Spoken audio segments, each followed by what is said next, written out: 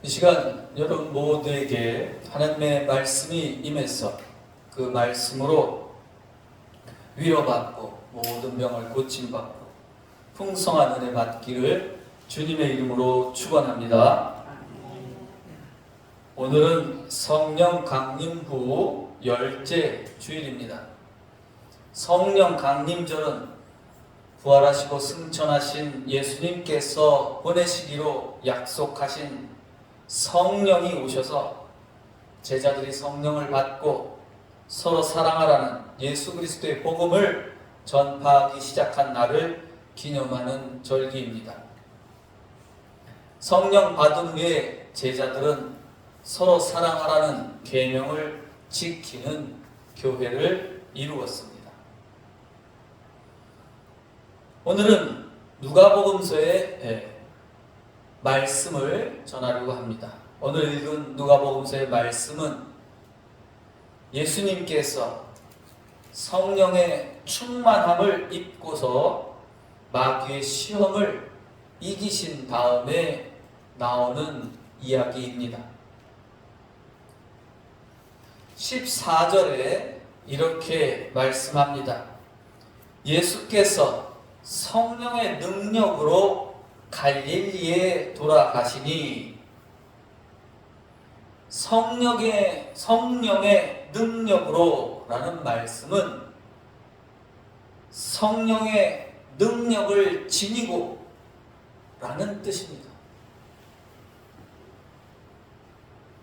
예수님은 성령이 충만하셔서 마귀의 시험을 물리치셨습니다. 여기서 능력은 영어로 파워라고 말합니다. 예수님은 지금 성령의 파워가 가득 차 있습니다. 성령의 파워가 가득 찬 상태로 갈릴리 지역으로 돌아가셨습니다. 갈릴리는 예수님께서 하나님 나라의 기쁜 소식을 전파하신 가장 중요한 지역입니다. 갈릴리가 어떤 지역이죠? 이사야서에서 이렇게 말합니다. 갈릴리는 이방 지역으로서 흑암이 드리워져 있고 사망의 그늘진 땅이라고 말합니다. 이방 지역이란 중심에서 멀리 벗어난 시골 지역을 뜻합니다. 그곳은 캄캄한 어둠이 깔려있고 사망의 그늘진 땅입니다. 그것은 한마디로 말하면 죽음의 지역이다 라고 할 수 있습니다. 사람들이 먹고 살만한 곳이 아니라는 뜻입니다. 갈릴리 지역엔 주로 가난하고 힘없고 병든 사람들이 살았다는 것입니다. 우리나라 조선시대에 비유하면 그 지역에는 주로 천한 신분의 사람들, 천민들이 사는 지역이라고 할 수 있습니다. 어떤 사람들이 천민이었습니까? 소나 돼지를 잡는 천민, 백정 같은 사람들이 사는 동네라고 보면 되겠습니다. 거지들이 사는 동네, 또는 안진뱅이나 절름발이나 정신 이상 장애인들이 사는 동네다라는 정도로 생각하시면 될 것 같습니다. 예수님은 성령의 능력으로 마귀의 시험을 이기신 후에 그 능력을 가지고 예수님께서 사시던 지역으로 다시 가신 겁니다. 예수님께서 갈릴리 지역으로 가셔서 주로 하신 일이 무엇일까요? 15절에 있습니다. 친히 그 여러 회당에서 가르치심에 회당이라고 합니다. 예수님은 여러 회당을 다니시면서 하나님의 말씀을 가르치셨습니다. 회당이란 이스라엘 사람들이 모이는 마을회관 또는 이스라엘 사람들이 모이는 마을 학교, 또 거기서 예배도 드립니다. 지금의 교회당과 우리가 있는 이 교회당과 아주 비슷한 곳이라고 생각하시면 됩니다. 예수님께서 회당에서 가르치실 때마다 예수님께 말씀을 듣고 배운 사람들은 놀라며 예수님을 칭찬했다고 합니다. 어떤 사람들이 예수님을 칭찬했을까요? 높은 자리에 앉아있는 사람일까요? 돈 많은 사람들일까요? 그렇지 않습니다. 아마도 낮고 천한 자리에 있는 사람들, 가난하고 억눌리고 병든 사람들이었을 겁니다. 예수님께서 성령의 능력으로, 즉 성령의 능력을 가득 지니시고 힘써 하신 일이 무엇일까요? 그것은 여러 회당에서 하나님의 말씀을 가르치신 일입니다. 예수님의 경우처럼 성령의 능력은 가장 먼저 하나님의 말씀을 가르치고 전하는 일에 사용되는 파워입니다. 성령의 능력은 하나님의 말씀이 이 땅에 이루어지게 하는 파워입니다. 성령 받은 사람이 하는 일은 성령의 파워로 하나님의 말씀을 실제로 이루어가는 것입니다. 하나님의 말씀이 이루어지게 한다는 말은 무슨 뜻일까요? 그것은 이웃을 사랑하고 섬기는 삶을 산다는 것을 뜻합니다. 예수님은 자신이 자라나신 동네, 어디죠? 나사렛 동네로 가셨습니다. 나사렛은 예수님의 고향 동네입니다. 예수님께서 자라나신 곳이니까 그 동네 사람들은 거의 다 예수님을 아주 잘 알 것입니다. 예수님뿐만 아니라 예수님의 부모님과 형제 자매들도 잘 알 것입니다. 그런데 예수님께서 어려서부터 자랐기 때문에 동네 사람들은 예수님을 위대한 선지자 또는 하나님의 아들로 알아보지 못했습니다. 왜 알아보지 못했어요? 어렸을 때만 생각하니까 그렇습니다. 예수님은 그 동네에서 안식일에 늘 하시던 대로 회당에 들어가셨습니다. 예수님께서 성경을 읽으시려고 앞에 서시자 회당에서 시중 드는 사람이 예수님께 두루마리로 된 선지자 이사야의 글을 드렸습니다. 이 성경엔 책이라고 되어 있지만 그건 우리가 갖고 있는 이런 책이 아니라 두루마리로 된 것이죠. 예수님께서 두루마리 성경을 펴서 이렇게 기록된 데를 찾아 읽으셨습니다. 다 같이 함께 읽어보겠습니다. 천천히 한 목소리로 읽겠습니다. 주의 성령이 내게 임하셨으니 이는 가난한 자에게 복음을 전하게 하시려고 내게 기름을 부으시고 나를 보내사 포로된 자에게 자유를 눈먼 자에게 다시 보게 함을 전파하며 눌린 자를 자유롭게 하고 주의 은혜를 전파하게 하려 하심이라 하였더라. 이 말씀은 구약성경 이사야서 9장 1절 2절에 있는 말씀입니다. 그 말씀도 우리 다 같이 읽어보겠습니다. 천천히 한 목소리로 읽겠습니다.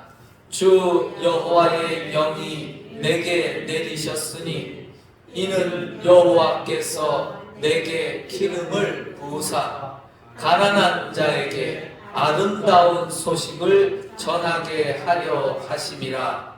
나를 보내사 마음이 상한 자를 고치며 포로된 자에게 자유를, 갇힌 자에게 노임을 선포하며 여호와의 은혜의 해와 우리 하나님의 보복의 날을 선포하여 모든 슬픈 자를 위로하라. 읽어보신 대로 예수님께서 읽으신 이사야의 글과 조금 다릅니다. 예수님께서 읽으신 복음이란 말은 이사야서에서는 아름다운 소식이라고 표현되어 있습니다. 복음이란 말은 본래 기쁜 소식, 좋은 소식을 뜻하는데 그것을 우리말로 복된 소식이다 해서 복음이라고 번역한 것입니다. 옛날 사람들은 기쁜 소식, 좋은 소식 이렇게 말하면 우리 위에 아버지 세대들은 그게 별로 그렇게 와닿지 않았던 모양입니다. 그래서 복된 소식이다. 그래서 복음이라고 말합니다. 영어로는 good news입니다. 예수님께서 읽으신 말씀, 이사야서 말씀은 복음이고 이사야서에는 아름다운 소식이라고 했는데 둘 다 기쁜 소식입니다. 이사야서에는 마음이 상한 자라는 말이 나오지만 예수님께서 읽으신 이사야서에는 그 말이 없고 대신 눈먼 자가 나옵니다. 또 예수님께서 읽으신 이사야서에는 눌린 자라고 기록되어 있지만 구약의 이사야서에는 갇힌 자라고 기록되어 있습니다. 또 몇 가지 더 차이점이 있지만 그것은 다음에 기회가 되면 말씀을 전하겠습니다.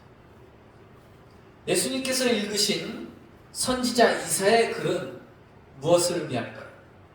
그것은 예수님께서 앞으로 성령의 능력으로, 성령의 파워로 어떤 일을 하실지 알려주는 말씀입니다. 또한 예수님께서 지금 성령의 능력으로 어떤 일을 하고 계신지를 알려주는 말씀입니다.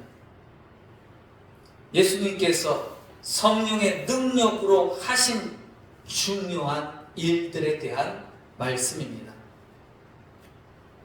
하나님께서는 예수님께 성령을 내려주셨습니다. 무엇을 하라고 예수님께 성령을 내려주신 것일까요? 하나님은 예수님께서 성령의 능력으로 무슨 일을 하시기를 바라시는 것일까요? 예수님께서 성령의 능력으로, 성령의 파워로 하신 일들이 무엇일까요? 그것은 예수님이 그 성령의 능력으로 가난한 자들에게 복음, 즉 기쁜 소식을 전하게 하시려는 것입니다. 먹고 살기 힘든 사람들에게 먹고 마실 것을 주고 빚진 사람들의 빚을 탕감해 주라는 소식을 전하게 하신 것입니다. 하나님은 예수님이 성령의 파워로 눈먼 자를 다시 보게 하라고 성령을 내려주신 것입니다.